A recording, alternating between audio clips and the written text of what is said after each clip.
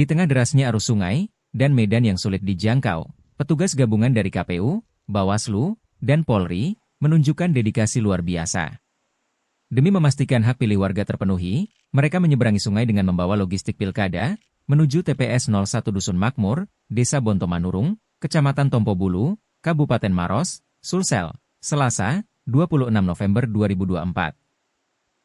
Perjalanan ini bukan tanpa risiko. Jalur sungai yang dipilih menjadi pilihan terbaik untuk memangkas waktu tempuh hingga 2 jam.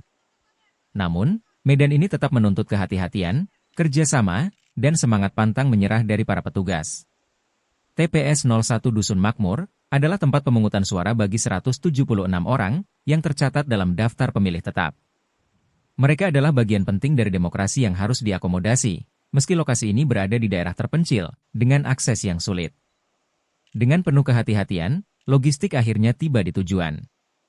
Setiap kotak suara, surat suara, dan perlengkapan pemilu lainnya ditata dengan rapi, siap digunakan untuk proses pemungutan suara.